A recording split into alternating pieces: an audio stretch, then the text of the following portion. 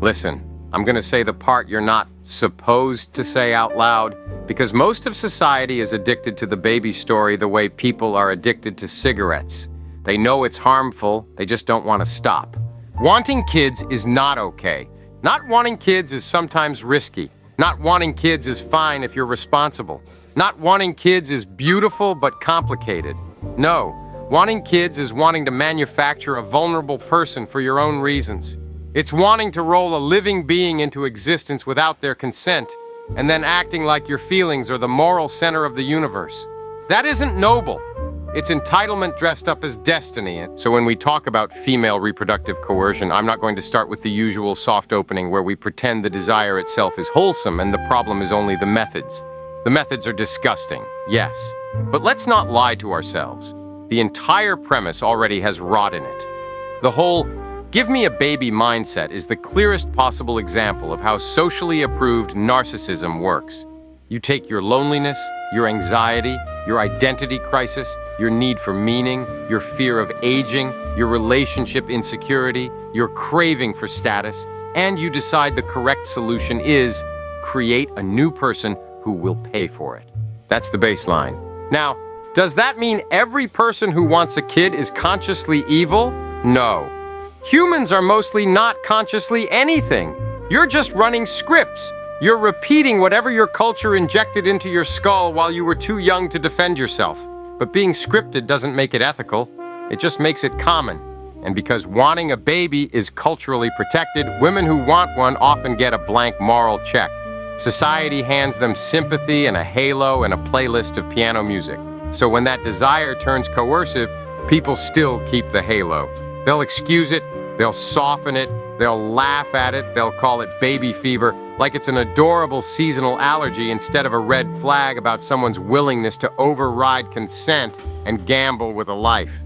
Here's what I need you to understand. Reproductive coercion isn't some rare freak behavior.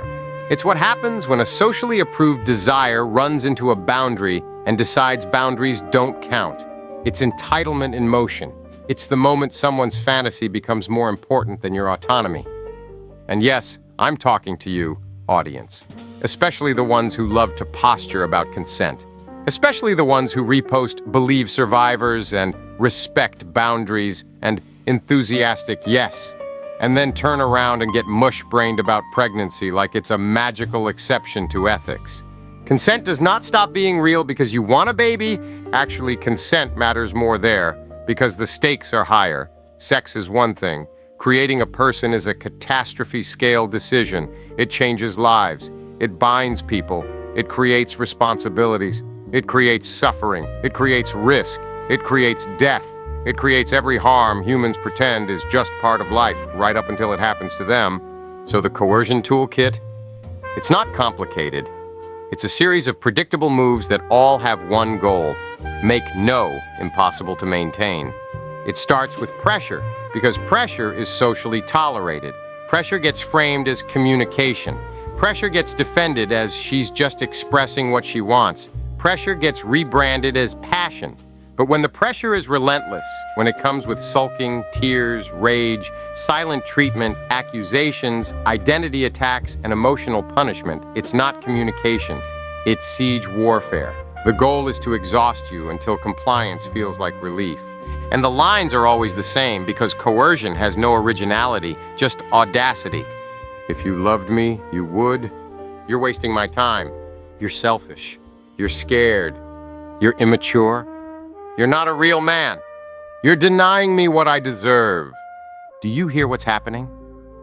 The baby isn't even the point in these arguments. The point is control.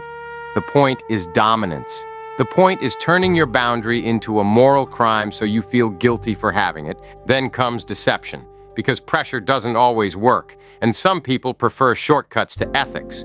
Lying about contraception, lying about fertility, lying about intent. You get the calm, confident, "I'm on the pill," delivered like a legal affidavit, when it's really just manipulation with good acting. You get the strategic omission too. Not lying, just quietly changing behavior and letting the outcome happen while keeping plausible deniability ready for later. And if pregnancy results, society practically hands them the script on a card. It just happened. It just happened is the most dishonest sentence in this whole domain. Things don't just happen with consistent patterns and consistent beneficiaries. Pregnancy is not weather.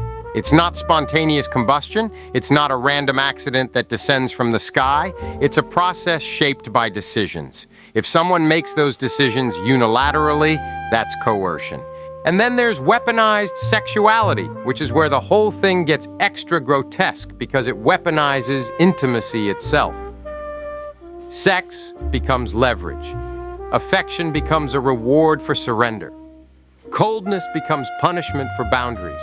Sex becomes a bargaining chip. If you agree to try, we can do it raw. Or the inverse, if you won't do this, then no sex. Or the threat, if you won't give me what I want, I'll find someone who will. This is not romance. This is a transaction. This is control. And the ugliest trick inside weaponized sexuality is arousal laundering, where someone treats your body's response as permission for the consequences they intended. You got hard, so you wanted it. You came, so you consented. That logic is predator logic. Bodies react, minds decide. If someone uses your body's reflex to override your mind's boundary, they are not confused. They are opportunistic. Now, here's why it keeps happening. Because the culture backs it up. The double standard is structural. Men are expected to accept fatherhood as a consequence. Men are mocked for wanting boundaries. Men are told to step up even when their consent was undermined. Meanwhile, women are told their desire for motherhood is sacred, and sacred desires don't get questioned even when they become abusive. So what you end up with is a moral free pass, a socially blessed craving to create a person, and a social system that treats male autonomy as optional. The perfect environment for coercion. But I'm not done, because the real horror isn't just the partner being manipulated. The real horror is what the coercer is willing to do to a future child. If someone is willing to coerce pregnancy, they are willing to create a human being as a tool, a tether, a status badge, a meaning injection, a relationship glue gun, a therapy substitute, a way to feel important, a way to feel loved, a way to stop feeling abandoned, a way to win, a way to control. That is the moral core, using a person before they even exist. And this is why I'm not playing the wanting kids is fine game anymore, because it trains people to see procreation as a harmless preference, like wanting a dog or wanting a new job. It's not. It's a unilateral decision that manufactures vulnerability and exposes someone to harm for reasons that always come back to the wants of the creator. You don't create a person for the person, you create them for you. Even the nicest version of I want a baby is still I want. It's appetite, it's desire, it's self-directed. And when appetite runs into ethics, ethics is supposed to win. But pronatalist culture teaches the opposite. Appetite gets sanctified, and ethics gets told to shut up. So if you're listening and you've ever made excuses for this kind of behavior, if you've ever laughed at a guy saying he wanted protection, if you've ever framed I don't want a child as immaturity, if you've ever treated pregnancy as something that just happens to a man like it's a prank, congratulations. You've been part of the moral sewer that lets this thrive. If you're listening and you've been on the receiving end, hear this clearly. You are not wrong to see it as a violation. You are not weak for feeling disgust. You are not obligated to surrender your life because someone else has baby brain and thinks their longing is sacred.